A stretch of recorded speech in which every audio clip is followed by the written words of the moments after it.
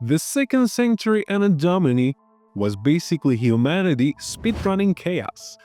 Rome hit its peak, built walls longer than your last relationship, and called it strategy, while neighboring empires burned and plagues commuted faster than business travelers. In China, people invented paper, got earthquakes, and picked up Buddhism sometimes all before breakfast.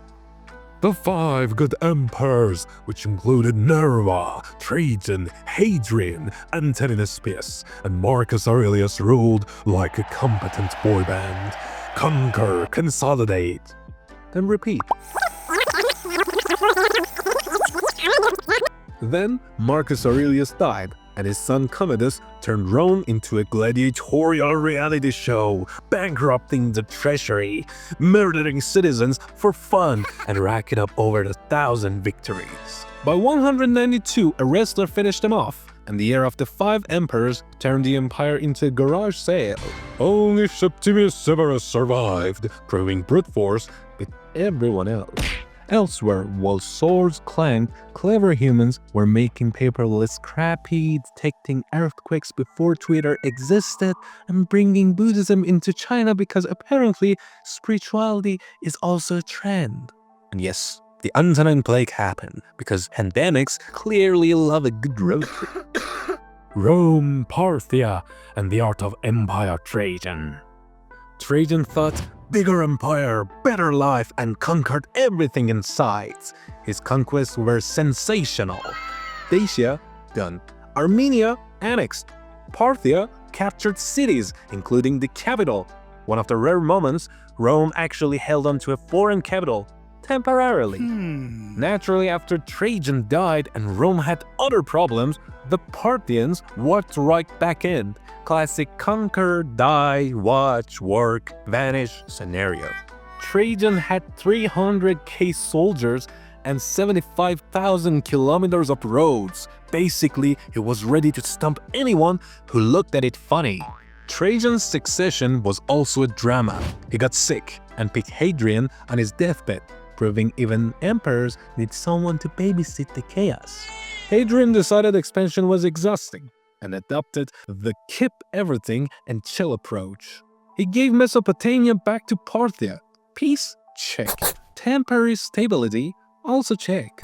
He built a 73-mile wall in Britain with 15,000 soldiers staring at clouds for hours. Security apparently is mostly about boredom. Bar Kokhba revolts erupted because forbidding circumcision and reading religious texts is a sure way to upset people.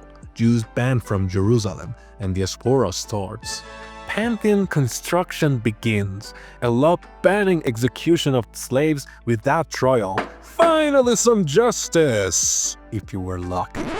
Antoninus Pius was peaceful. He built another wall and avoids war. Basically, the boring competent ruler we all secretly respect.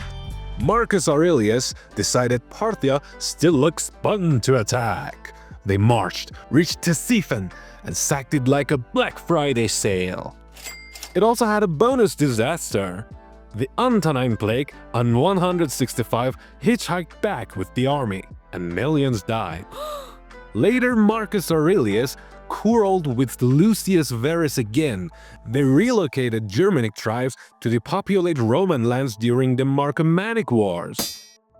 Parthia didn't exactly handle Rome's antics well. They had civil wars and satrapies slipped out of control like toddlers escaping daycare. It was the starting point of Sasanians quietly skimming while the Parthians fumbled. By the early 3rd century, they would take over completely. But for now, just enough flooding to make historians smirk.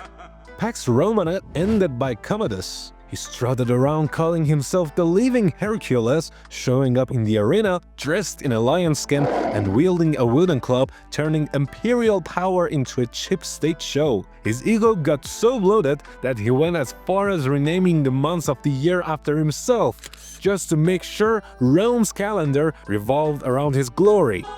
court life became a circus of flatterers terrified to breathe wrong, since even a hint of criticism could mean execution. In the end, the paranoia and resentment he bred caught up with him, and the people closest to him decided the only way to survive was to eliminate him. A wrestler named Narcissus ended him in a way that Martin Scorsese called it absolute cinema. After Commodus, 5 contenders fight for power. Senators assassinated, empire auctioned, and civil war was everywhere. Septimius Severus survives, kills rivals, sacks cities, and declares himself adopted by Marcus Aurelius. Crisis averted, but temporarily. Beyond Rome's frontiers, the show must go on, right? Kai Lun invents decent paper so China can finally stop writing on glorified garbage. The Kushan Empire expanded more in Middle Asia because they wanted to tell you to smash the like button and subscribe to channel and share this video. Zhang Heng makes an earthquake detector because everyone's tired of their houses collapsing like wet noodles. Buddhist monks wander into China calmly, while the rest of Asia are still sleeping or having weapons exposed. Rome hits 1 million people, survives entirely on bread hands out and denial. Early Catholic Church forms. Immediately everyone starts to panic and argue. So yeah, that's all. The 2nd century wrapped up like a historical Final Destination movie written by someone who clearly hated humanity. Empires flexed, overextended, collapsed, rebranded, and then did it all again like they'd learned absolutely nothing. Rome survived on walls, wives, and free bread, partly a trip over its own nobility. China quietly invented things that actually mattered, and everyone else just tried not to die of plague, war, or an emperor with main character syndrome. By the time the dust settled, the lesson was clear. The world didn't improve. It just survived. Welcome to Historical Damage. A mess, but actually entertaining.